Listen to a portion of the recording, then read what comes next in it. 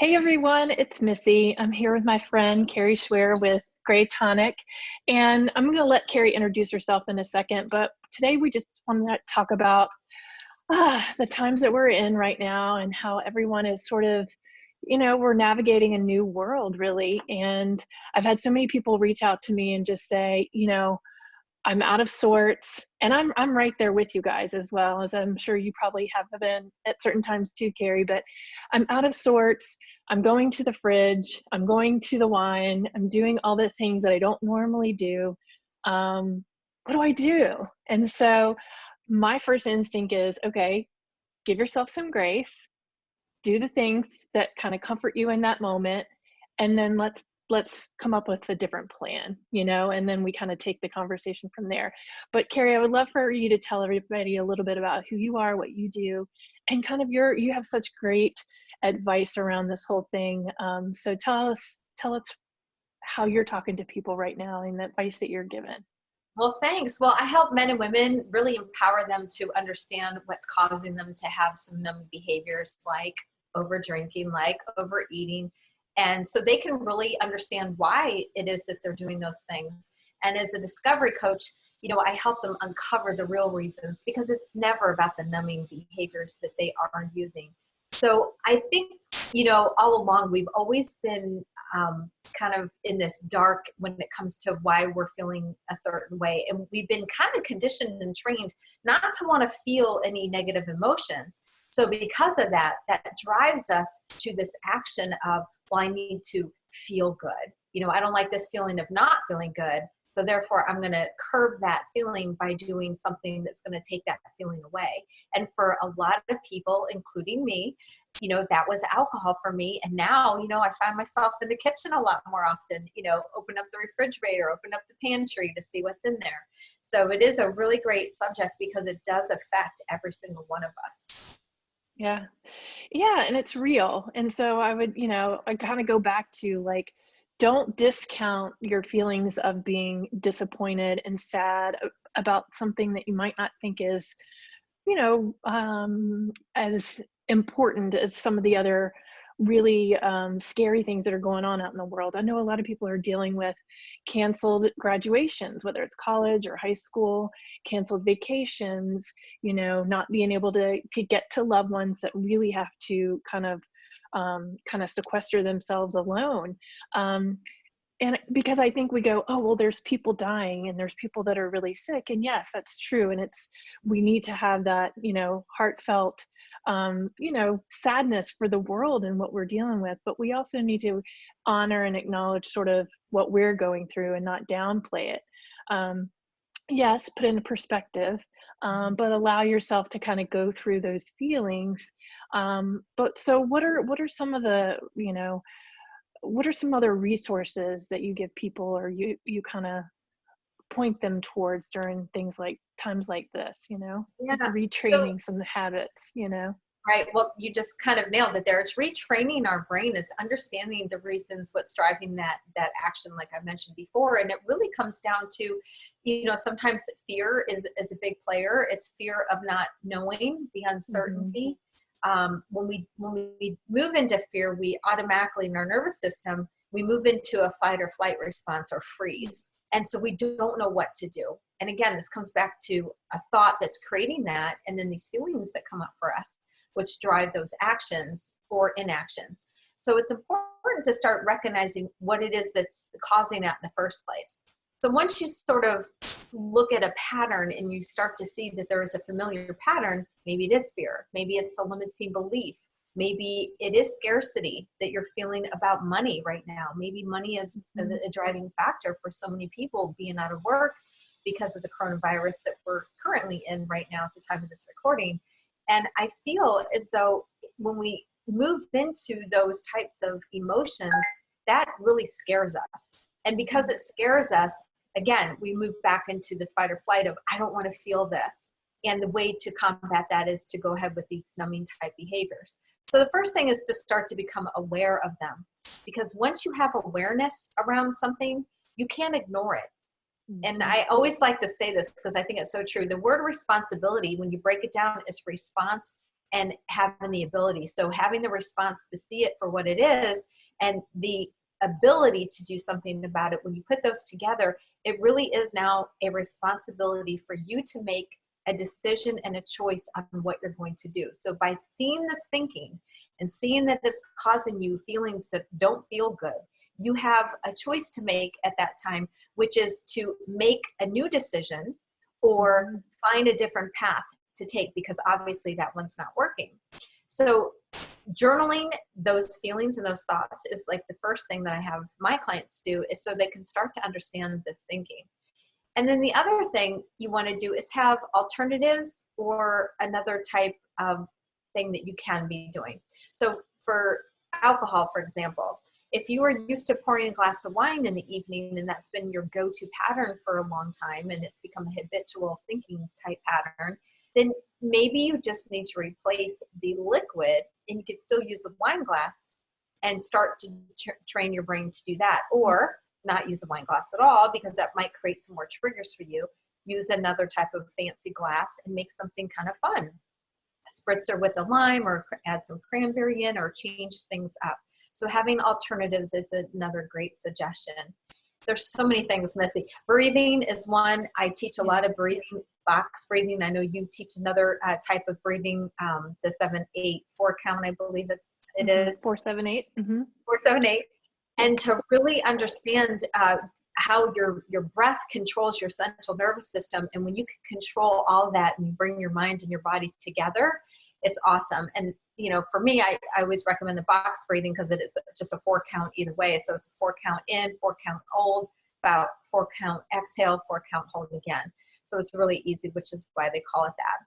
So breathing's part of that, hydrating yourself and eating really good quality foods, which I know Missy will be touching on. Those are just some of the, you know, highlighted things that are tips and tricks that I would have one consider when they are starting to look at wanting to make a change. But the cycle of change is interesting in itself. There's 6 cycles to changing, and it starts with the pre-contemplation stage of, do I even really want to do this? And then the contemplation stage, and then before you actually can take action. And then there's some steps that follow after that. So if you are finding yourself in this place right now, you're not alone, and it can be really scary, almost like, daunting. And when we don't know what to do, what do most of us do? We pull back. But now it's not the time to pull back. It's time to face these fears, face the reality of what's really happening and what's driving those behaviors in the first place. Yeah, I love that. I love it. Great. Okay, so if somebody came to you and said, okay, I'm kind of twirling and swirling right now. Give me your 3 things that I should start doing tonight, tomorrow morning, whatever it might be. What would those be? First thing is, the moment you see that swirling thoughts and those negative thoughts in your mind, to physically say the word stop. Stop. When you say the word stop, you literally are changing this chemical reaction in your brain of these thought patterns, and you're literally cutting it off. And it gives it no more power. So with that, I have my own methodology that I work with my clients on. It's called the SABRE method. It is the free download. If anybody cares for it, it's on my website. But more importantly, saying the word stop, that starts the process of like eliminating that thought. The next part of that is to really see it for what it is, which we just kind of talked about a little bit, of seeing that thinking, that it's not intelligent thinking, that it is a negative type thinking that's causing you to feel this way. And again, once you have acknowledgement and awareness around something, it no longer has power. And then taking those deep breaths naturally will occur, and that will help calm you down, and giving yourself some grace and embracing in that moment. But the next step, redirecting, you want to start thinking about something of gratitude, something that's going to light you up. You can change your direction by making a new decision, by saying, you know, instead of me thinking that about wanting a glass of wine or overeating or watching more Netflix or scrolling through social media, which I know is not beneficial for me, what can I do? When you start asking your brain a question, it's like a search engine. It starts to pull some answers for you. So when you can ask it good questions and come up with a new decision for what it is that you want, things start to open up for you. But again, it comes, you know, it really comes down to seeing that pattern of your thinking and having a plan in place when you do get to that Another kind of practical way to do all that is to just wait 5 minutes. Divert yourself to doing something else. That's great and it works really well, but it's still not getting to the root cause. So I suggest you really saying stop, going through that process and starting to see a pattern, because that's really getting under the root of what's going on. But you can always just wait 5 minutes and change up your pattern, do jumping jacks, go for a walk, do some push-ups, something like that's really practical, easy way to get out of the situation. I love it. I love it. Well, thank you for that. Those are really great tips. And I think, the unknown is one of the biggest, I think the fear part for a lot of people right now. And so my guess is on the other side of all of this, there's going to be a lot of people out there sort of trying to figure out next steps, whether it's financially, whether it's emotionally, whether it's physically, with children at home or whatever their situation might be. And so I think this pattern that we're hearing as coaches with our clients and people in our communities is probably going to continue for a good while.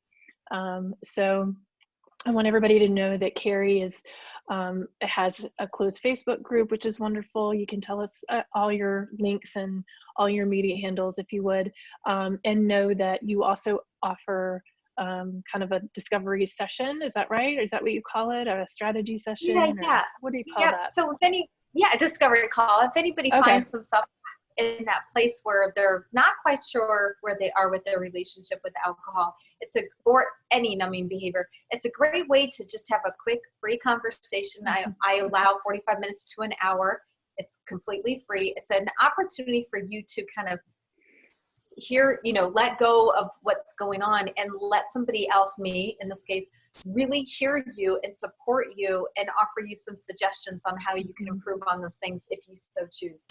The other option is to join Question the Drink, which is a private Facebook group, and it is for those that are questioning the relationship with the alcohol. There are quite a few different types of drinkers in there, some sober, some just sober curious, some are still drinking every day, and both men and women, so it's open to everybody, all ages, kind of all walks of life. But the thing we all have in common is that we're, drinking more than we intend to, or, most of us are in there are professionals, and you wouldn't think from the outside that any of us might have a drinking problem, but that's the common thread throughout the group, or at least we're questioning where we are. So if that's of interest, I encourage you to join Question the Drink.